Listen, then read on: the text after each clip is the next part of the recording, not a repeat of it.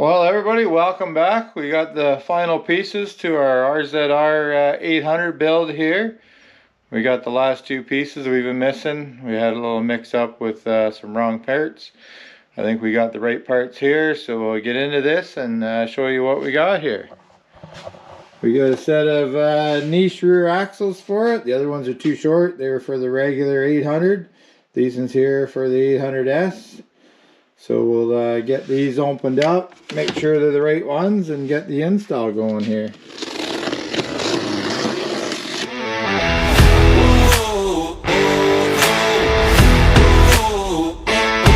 Nicely packaged. These end blocks protect the threads on the ends of the axles. Comes with the nuts for the axles as well, already on, ready to go. There's the axle with the nut and washer on it, ready to go. Got our circlip on this end. Spines, we'll get some anti-seize for them, and we'll see if this axle slides in there. This is just loosely done up, so we can thread this off by hand. Pull this bolt out. That'll give us access to stick the axle in there. And like I said, we'll put a little anti-seize on this. Just makes it, we were going to pull this apart later, a little easier to come out. Some guys grease them.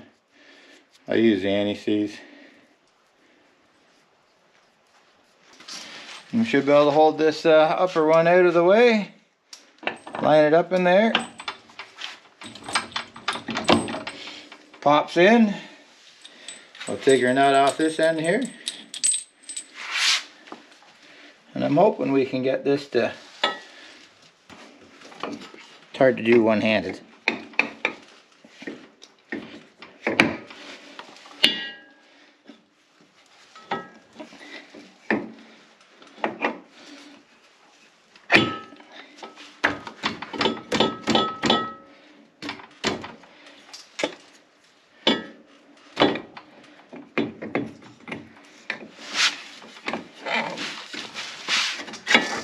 And of course we'll grab our nut, bolt, and washer here and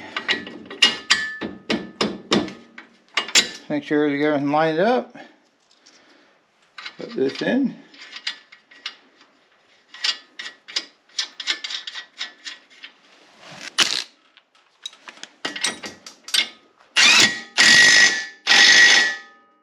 Torque that up to spec. That should be one axle installed. Seems to do the trick. Now we'll get to installing the rear shock on here. Again, we left the bolts in here, so it's easier to get these, know where the bolts are, get them installed here.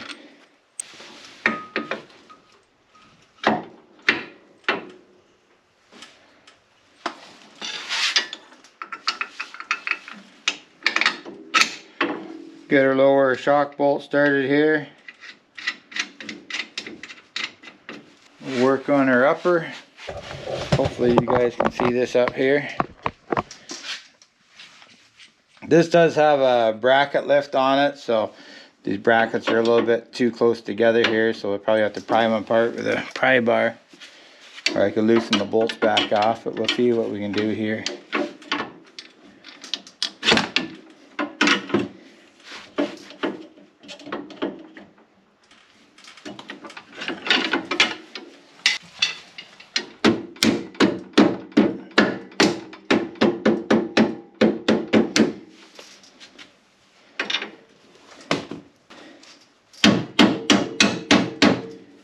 Tap that bolt in there. We'll get to tighten the shocks up next.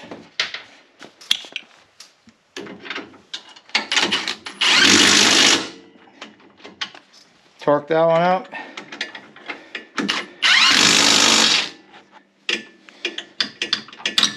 Torque that one up. I'll put our dirty hub on here. I didn't have a chance to clean these up, but it's time for this to go back together, so. Put the hub on, grab our new nut and washer, put that on, of course put the nut on. Make sure when we tighten this up that the cotter pin's still going to hold the castle nut.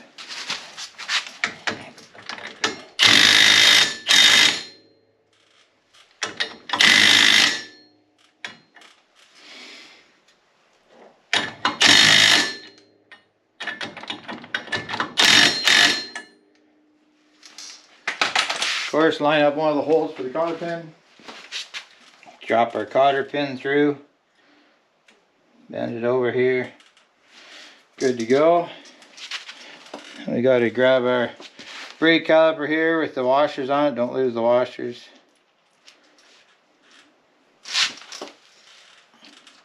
We got to squeeze our piston back in to get our room. Once again, with doing this, you won't have brakes when you first jump in here.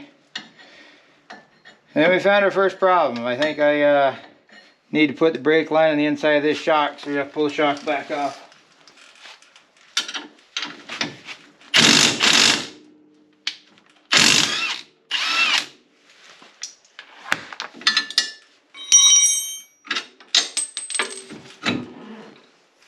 I think if the brake line goes inside of that. Simple fix, just one bolt. We got that problem solved.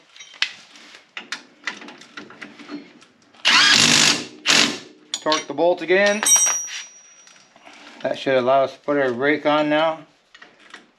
Get the top bolt started. Put our bottom one in here. Hopefully get it started here in a minute.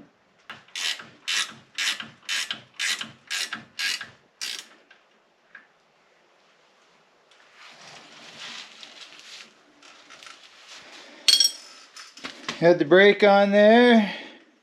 We're ready to put a tire on. I think I need to jack it up a little more before we can get that on there though. That should do the trick.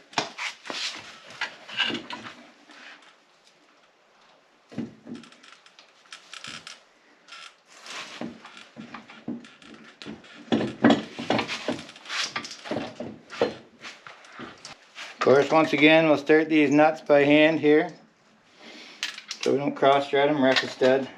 In our socket.